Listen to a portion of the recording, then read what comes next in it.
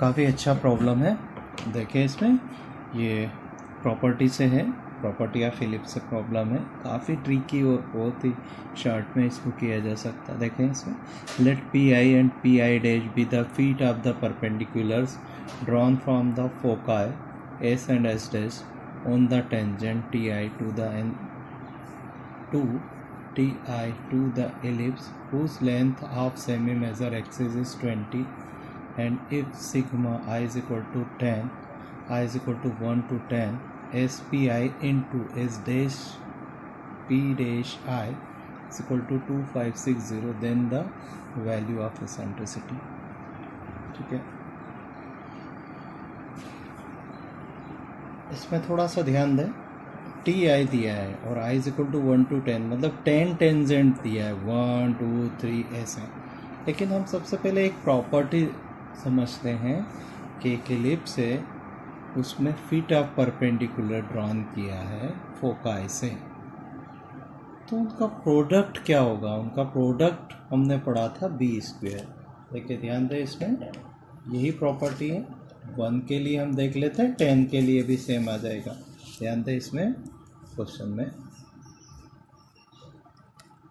ठीक है, एलिप्स है, ऑक्सिलरी सर्कल है, ऑक्सिलरी सर्कल पे देखिए इसमें हमने पढ़ा था कि ये कोई टेंजेंट है, एनी टेंजेंट, एनी टेंजेंट ये कट कर रहा foot of perpendicular auxiliary circle पे है। Then we get SP1 into S dash P1 dash is equal to B square. ये हमारे पास थ्योरम था। फर्स्ट थ्योरम तो ये था कि ये foot of perpendicular auxiliary circle पर रहेंगे, लेकिन इनका प्रोडक्ट बी स्क्वायर रहेगा। बस यही हम यूज़ करेंगे यहाँ पर। अब इन्होंने कॉन्सेप्ट क्या दिया? टी आई दिया, मतलब ये हमारे पास T1 है, सपोज ये T1 है, ये टेंजेंट T1 है। सेकेंड टेंजेंट भी हम इस तरह से ड्रा कर सकते हैं। ये देखो इधर, ये इस तरह से नंबर ऑफ टेंजेंट इसमें ड्रा हो सकती, इस पर है। ये देखें इसमें, ये इसको ले लेते हैं, यहाँ पे ले लेते हैं P2 डैश, और सपोज ये यहाँ पर ले लेते हैं P2। इसको वापस से मिला देते हैं, इसको मिला देते हैं, तो अगेन यही रिलेशन होगा, SP2 into S dash P2 dash is also be square. Okay, बस यही रिलेशन हमें यूज़ करना है और काफ़ी इजीली हम इसको फाइंड कर सकते हैं। एक क्वेश्चन देख लेते हैं। तो ये सिग्मा दिया है, इसको देख लेते हैं। सिग्मा है means SP1 I is equal to 1 रखेंगे तो ये आ जाएगा SP1 into S dash P1 dash. इस तरह से पेयर बनता जाएगा ये, plus like that SP2 into S dash P2 dash up to ये 10 तक पेयर बन जाएगा, SP10 into S dash S dash P dash 10 okay is equal to 2560। Okay, हमने पढ़ा है बी स्क्वायर है, तो टोटल कितना आ जाएगा? 10b square is equal to 2560। बस यही ट्रिक थी इसमें। तो B square is equal to 256, we get b is equal to 60। b हमें पता चल गया। Then an ellipse whose length of semi major axis is 20, semi major axis a is equal to 10 given है, ये given है, a is equal to 10, eccentricity find कर सकते हैं। Then b square is equal to a square 1 minus e square. आप easily eccentricity find कर सकते हैं। b square is equal to a square तो 1 minus a square. Then eccentricity is equal to 1 root square root of 1 upon b square upon A square. इसमें values put कर सकते हैं, तो हमारे पास आ जाता है 400 माइनस 256 अपॉन 400 कैलकुलेट करते हैं 144 अपॉन 400, चाहे यहाँ पर कट कर सकते हैं, रूट निकालने के बाद कट कर सकते हैं। दिस 12 अपॉन 20, 4 दिया 12, 4 5 20, 3 अपॉन 5, ये हमारा एसेंट्रिसिटी आ जाता है।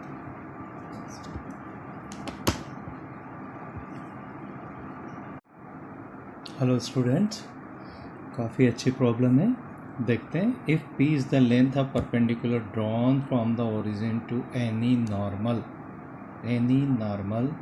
To the ellipse x square upon 25 plus y square upon 16 is equal to 1, then maximum value of P, okay, length of perpendicular की मैक्सिमम वैल्यू, ठीक है, इसको फाइंड करना है हमको।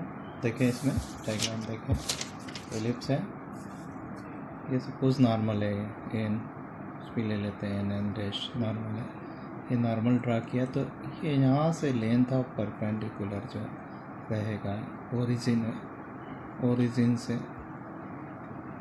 ये हम ले लेते हैं, ये लेंथ ऑफ परपेंडिकुलर वो है या मैक्सिमम होना चाहिए, इस तरह से एडजस्ट करें। और यहाँ पर देखते हैं, अगर यहाँ पर अगर नॉर्मल ड्रा करते हैं तो देखो लेंथ ऑफ परपेंडिकुलर तो 0 हो जाएगा, यहाँ पर भी 0 हो जाए, तो कहीं पर भी इसका मतलब है कहीं पर मैक्सिमम होगा, तो डिफरेंट लेंथ नॉर्मल लेके हम ये कर सकते हैं, ठीक है। इसमें देखो क्वेश्चन कैसे अप्रोच करेंगे।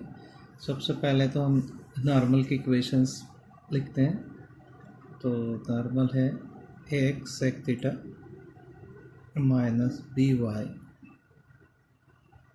Cosec theta is equal to A square minus B square. Equation of normal in parametric form, different angle के साथ डिफरेंट नॉर्मल्स आपको मिलेगा, तो एडजस्ट कर लेंगे हम, ओके। तो इस फॉर्म में लिखते हैं a is equal to 5 and b is equal to 4, तो 5x sec theta minus 4y cosec theta a square, 25 माइनस 60 इट्स 9, ओके। अब लेंथ ऑफ परपेंडिकुलर निकालते हैं, 0 0 से इस पर ड्रा करते हैं, तो length of perpendicular p is equal to this 0 0 ये माइनस 9,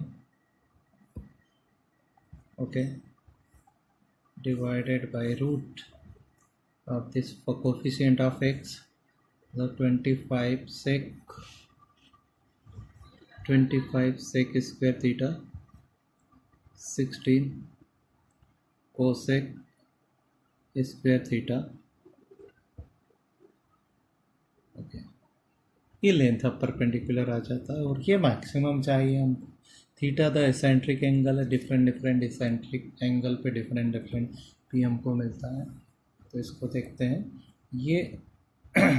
ये पार्ट मिनिमम होगा तो ये मैक्सिमम मिल जाएगा हमें, ठीक है। तो नेक्स्ट इसको और लिखते हैं, ये तो 9 आ जाता है।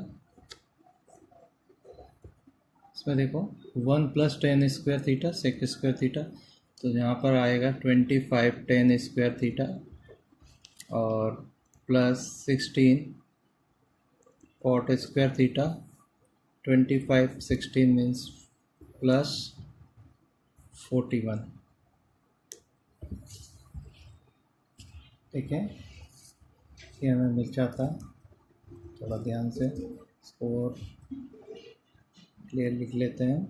9 विकेट 25 tan square theta, 16 cot square theta plus 41, T के वैल्यू है।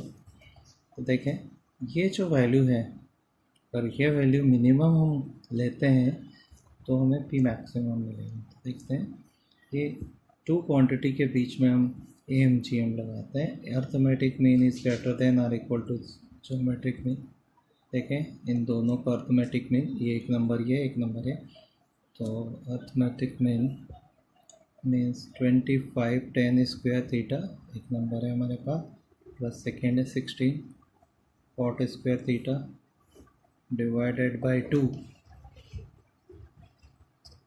Is greater than or equal to, ये रूट ऑफ दिस, ये दोनों का मल्टीप्लिकेशन, तो कॉट स्क्वायर और टेन स्क्वायर कट हो जाएगा, तो हमारे पास बच रहा है 25 × 16। देखिए क्या मिल रहा है हमारे पास, ये 5 × 4 20 हो रहा और ये 40 हो जाएगा। इट मीन्स 25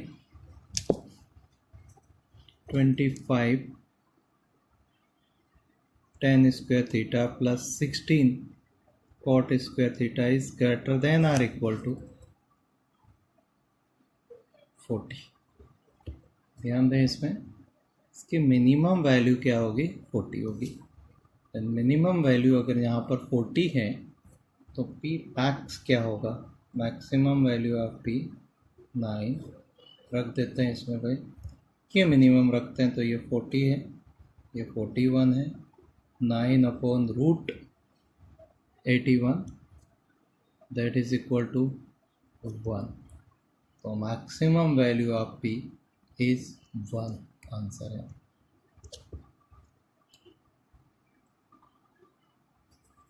एक बार आप देख लें।